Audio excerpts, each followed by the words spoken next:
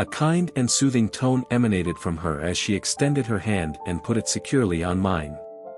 "Undoubtedly, I am content, sweetheart. I absolutely adore having sex with you," she said. At that moment, she paused. Before proceeding, cast a fleeting glance in Michael's direction. "To put it simply, I think it would be a good idea for both of us to experiment with something that is different. Is vast, making it the ideal location for holding huge events, and each year we put on quite a feast for the whole neighborhood's residents to enjoy. A long-standing custom of ours is to extend invitations to all of our neighbors, even those with whom we do not generally interact throughout the course of the year." The cookout had been a success, as it often is. There was an abundance of delicious food, some laughing, and a laid-back attitude. According to all reports, it was yet another event that was successful. Now, after a few days had passed, it was a Sunday afternoon that was casual and relaxed. First thing in the morning, my wife Emily and I had been out and about doing errands. Before heading back to our house, we had first gone shopping and then had lunch at the shopping center. I had nothing else planned for the day, so I was looking forward to a relaxing afternoon in front of the television instead of doing anything else. To me, the thought of settling onto the sofa and burying myself in a game or movie seemed like the ideal way to wrap off the weekend on a high note. But, as fate would have it, the doorbell rang just as I was about to settle down and make myself comfortable. I let out a moan and began to get up, but Emily had already taken action and was nearly halfway to the entrance. I decided to follow her in order to find out who it was. The sight of Michael Diaz standing on our doorstep came as a complete surprise to me when Emily unlocked the door before me. The barbecue was attended by him and his wife, Lily, despite the fact that we did not often engage with them outside of those activities that took place in the neighborhood. I always felt a little bit suspicious around them, despite the fact that they were courteous and nice during events. The fact that Michael and Lily were known to be members of a swingers club in the city was a lifestyle choice that I myself could not comprehend or agree with. Indeed, it was not anything that I held against them in particular. Nevertheless, it prevented me from developing a genuine connection with them. The end effect was that our connection was friendly but not particularly close. Michael seemed to be standing there with a relaxed grin on his face, his hands tucked into his pockets as if he had all the time in the world. I couldn't help but wonder why he had dropped by and what this unexpected visit would entail for our normally calm Sunday afternoon. It wasn't often that we had guests who came without prior notice, so I couldn't help but wonder why he had stopped by. Emily smiled warmly at Michael as she welcomed him and instantly invited him inside, as she did not want to give the impression that she was unpleasant. Upon entering the living room, I extended a warm greeting to him and motioned for him to have a seat. Soon after, Emily inquired as to whether Michael would be interested in having a drink. The news came as a surprise to me. Beer, or any other kind of alcoholic beverage, was never something that we had in the home. It was common knowledge that when guests came around for drinks, they would bring their own, or I would make a hasty trip to the shop a few streets away to get some for them. On the other hand, having it easily accessible, it was not typical at all. Following Michael's acceptance of her offer, Emily vanished into the kitchen and reappeared a few moments later with a drink for him as well as a beer for me. While I was still a little perplexed, I expressed my gratitude to her, and I was even more taken aback when she sat down next to me on the sofa. If we were in the presence of other people, Emily would normally leave me to engage in man talk and look for something else to do. On the other hand, her body language today gave the impression that she was both engaged and little apprehensive. She was leaning forward and her posture was slightly tense. After settling onto the armchair, which was positioned at an angle to the sofa, Michael did not waste any time in getting to the point without any hesitation. "James," he started out by offering a grin. "I am certain that you are aware of the rumors that spread about Lily and I." I opened my lips, prepared to comment in a courteous manner on the need of not listening to gossip. However, Michael continued on before I had the opportunity to say anything. "To tell you the truth, such rumors are accurate. A swingers club is something that Lily and I are both members of, and we have been participating in it for close to a year now. To tell you the truth, it has been outstanding for us. A whole new facet has been introduced to our relationship as a result of the profound love that we have for one another. Every time, it is carried out with the agreement of both parties and complete openness. In addition, if we are being really honest, it has brought us closer together each and every time we return from the club. Our feelings for one another are stronger than they have ever been. The level of candor that he displayed surprised me. When a neighbor publicly disclosed something that was so intimate and unorthodox, it was not something that happened every day. During the time that I was processing his comments, I couldn't help but peek over at Emily, who seemed to be paying an abnormally high level of attention. Her attitude was thoughtful but inscrutable. Obviously, this was not going to be the kind of Sunday that I had expected to spend resting. "You, Michael." The tone of my voice was more forceful than I had wanted it to be. I had no desire to listen to it any longer. To tell you the truth, I was not remotely interested in the specifics of his personal life.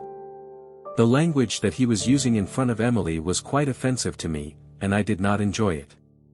I could feel a trace of annoyance creeping into my tone. "No matter what you and your wife decide to do, I truly don't care about it. Could you possibly have come over for any other reason?" Michael made a sign of peace by gently raising his hand above his head. "Keep your cool, James. I can see that you are unhappy, but that is not the reason why I am here. It is not my intention to provoke anger in you." "If that is the case, then why are you here?" I inquired. My patient showed signs of exhaustion. There was a little pause before he responded to the question. To put it simply, Emily approached us while we were having the barbecue and asked us a few questions. It is all that. The impact of his remarks was like a bolt of lightning struck me. As I turned to face Emily, I was utterly taken aback. When she looked at me, her cheeks began to pink slightly, and she smiled in a way that suggested she was sheepish. Emily and I had tied the knot when we were both in our early 30s. I was a definite bachelor with no real aspirations to settle down before meeting her. I had no intention of ever getting married. There was a time when Emily was engaged to someone, but her fiancé broke off the engagement once she found out that she was unable to have children. At the time when I first met her, none of it mattered to me. As soon as I met him, I fell in love with him. I had no interest in giving birth to children. I was just interested in her. While I was having a hard time processing what Michael had just said, he spoke out once again, his tone remaining calm but still forceful. "James, you may not seem to be that startled. This type of stuff is something that a lot of married couples investigate. It has been a means by which Lily and I have been able to improve our connection." While I was still trying to make sense of what was going on, I cast a peek in Emily's direction. To be more specific, what was it that she inquired about Michael and Lily at the barbecue, and why did she do so? A Sunday that had been quite uneventful had all of a sudden become something for which I had not been even slightly prepared. My irritation was growing with each word that Michael uttered, and I could feel it swelling up. My tolerance for this discourse was running thin, and I was rapidly coming to the realization that I liked him less and less to begin with. In a tone that was almost condescending, he continued to speak to James. "Are you sure you don't want to see Emily smiling?" I raised my head to look at Emily, who had been rather quiet up until this point. The emotion on her face was difficult to decipher, but I needed more clarity. "What's wrong with you while you're making love to me?" I addressed her squarely, my tone colored with both pain and perplexity as I asked her the question. A kind and soothing tone emanated from her as she extended her hand and put it securely on mine. "Undoubtedly, I am content, sweetheart. I absolutely adore having sex with you," she said. At that moment, she paused. Before proceeding, cast a fleeting glance in Michael's direction. "To put it simply, I think it would be a good idea for both of us to experiment with something that is different. As you may know, with another individual. Simply for the sake of variety, that is all. Is it not clear to you, only sexual matters would be discussed? In no way would it imply that we do not love one another." Our marriage could even become more robust as a result of this. The words that she said struck me like a blow to the liver. Before I could react, Michael jumped in once again, and it was obvious that he was attempting to sell the notion. He remixed to James, think of it this way, while leaning forward slightly over his shoulder. Suppose Emily had a passion for dancing and she wanted to experiment with a wide range of dance styles, but you were only able to perform one of those dance styles. Do you not think it would be beneficial for her to have fun by dancing with other partners who could show her the rest of the place? At first, I didn't even hesitate. No, Michael, I would not do that. In response, I spoke with a forceful tone. I would anticipate that Emily would teach me new dances if she desired to learn them, so that we might take pleasure in performing them together. In reaction to my statement, Michael leaned back, seeming temporarily taken aback. My hand was softly grasped by Emily, but I was unable to determine if she was expressing agreement, disappointment, or just an effort to alleviate the tension through her gesture. I was positive of one thing, regardless of the purpose of this talk or the goals it was intended to achieve. But I wasn't going to purchase it. Michael was able to obtain a clear understanding from my facial expression that his efforts were not yielding any results. It was clear that I was angry, and it was also clear that I was not going to agree to go to a swingers club with my wife. He then shifted his attention to Emily, who gave a little frown on her face. An expression of dissatisfaction could be seen across her face. Okay, Michael replied with a shrug on his face. With a glance in her way, we made an attempt. With a smirk on his face, he got up from his seat and smiled briefly. At the same time that he extended his hand toward me, he said, "No hard feelings, old friend." My anger was rising to the surface, but I chose to ignore the gesture. I stepped between him and Emily as I made my way to the entranceway and addressed him in a harsh manner, saying, "I'll show you to the door." I gave the door a solid swing behind him as soon as he passed the threshold, and I was almost completely successful in closing it. I turned around and headed back into the living room, where Emily was still standing with her arms crossed in a relaxed manner. The tone of her voice was protective when she responded, "You didn't have to be so abrupt. I requested that he come over and have a conversation with you. For what length of time have you been experiencing fantasies about having sexual encounters with other men as well?" I inquired with a determined tone. Afterward, before she could give me a response, I hastily added, "They are nothing more than fantasies, aren't they? In all honesty, you haven't accomplished anything, or have you?" The expression on her face changed somewhat, and she responded with a strong, "Of course not. That is something I would never do. I am sure you are aware of it." Her tone became more kind as she sighed. I wanted him to come over because of this reason. Simply put, I believed that someone who had more expertise might provide a more suitable explanation. To be honest, I'm sorry. To put it simply, forget about it all. Although I had the impression that it would be a great activity for us to experiment with, I can see that it is not for you. As soon as she finished speaking, she shifted her attention to the kitchen and slung a brief parting insult over her shoulder. "Go watch anything you want to watch on television, whether it be golf or something else. I'm going to get supper started." As she went into the next room, I remained there for a few while, processing everything that had just occurred. The tension was still heavy in the air as she left. There was no way that I could have just returned to the sofa and pretended that nothing had occurred. On the contrary, I went upstairs and began packing my belongings. As soon as Emily saw that I wasn't watching television, she went upstairs to check on me. By that time, I had almost completed what I was doing. While I was putting the finishing touches on the garment bag that was lying on the bed, a suitcase had already been zipped up. The expression that she wore on her face as she entered the bedroom was one that was a combination of astonishment and dread. "What exactly are you doing?" Anxiety caused her voice to shake as she uttered the question. As I concluded my sentence, I repeated it in a chilly tone, "I'm making it easy for you to have sex with as many guys as you want." I did not look at her. Almost immediately, tears began to well up in her eyes. "Oh my goodness, please don't do it. Be careful, she urged, her voice cracking as she pleaded with you. Never in my life have I cheated on you. Never in my life, I swear. You have my love. I solemnly swear that I will never again bring up anything similar to that. Kindly, do not go from here.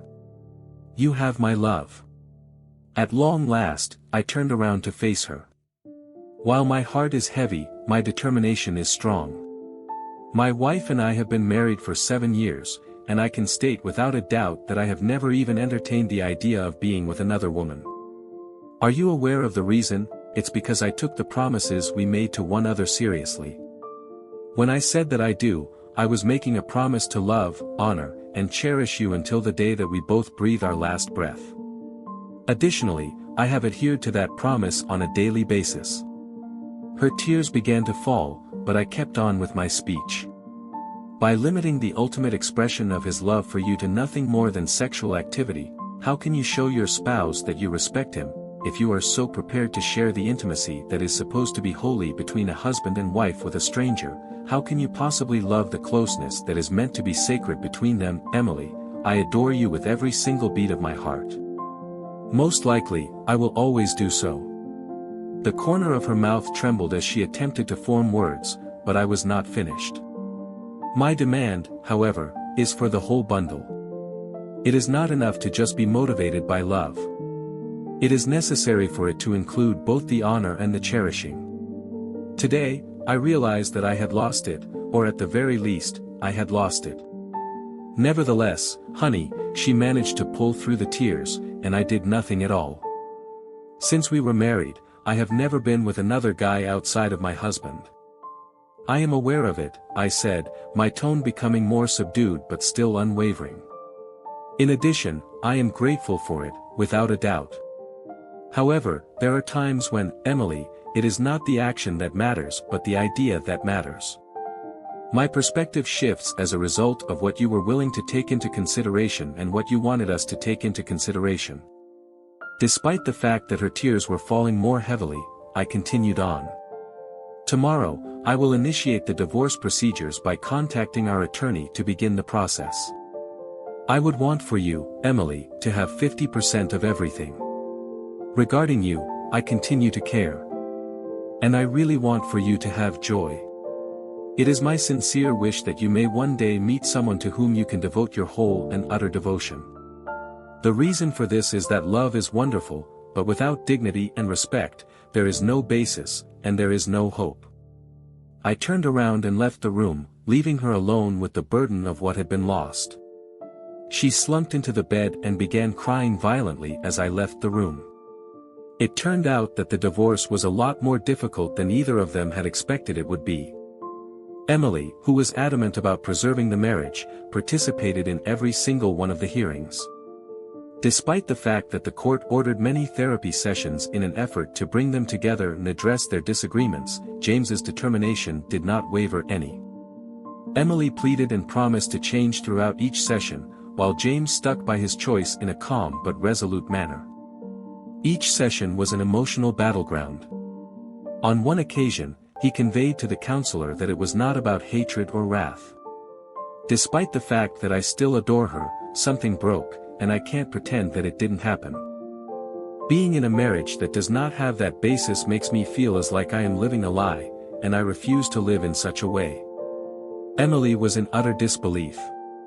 In spite of her early attempts to delay the divorce, she soon had little choice but to come to terms with the fact that James would not be returning. The divorce was completed after a number of months of legal fights, tears, and disagreements between the parties. In accordance with James's insistence from the beginning, they went their own ways after dividing their assets in an equitable manner. James discovered a peculiar feeling of serenity, whereas Emily was left in utter disbelief as a result of the breakup. As a result of his decision to leave the city, he abandoned the life that they had constructed together. He made the decision to purchase a little farm on the outskirts of a peaceful town so that he could have a new start. Despite its little size, the farm was ideal for him. He had lots of room to be alone with his thoughts, a few acres of land, and a farmhouse that was warm and inviting. James had a different kinds of joy as a result of his life on the farm. The most of his time was spent looking to his garden, repairing the ancient home, and going for long walks in the forests that were located in the surrounding area. His new existence turned out to be a balm for his soul because of how simple it was. Every once in a while, neighbors would stop by to say hello, or a delivery guy would inquire as to why someone like him would want to live in such a distant location. When he said it, he would grin slightly and "Michael, I've had enough of people. I am more content in this manner." The fact that James was by himself did not make him feel lonely. The peace and quiet provided him with the opportunity to contemplate and recover, and the farm provided him with a feeling of purpose. It had been years since he had experienced a sense of freedom. Listeners, I would appreciate it if you could leave your opinions in the comments box below.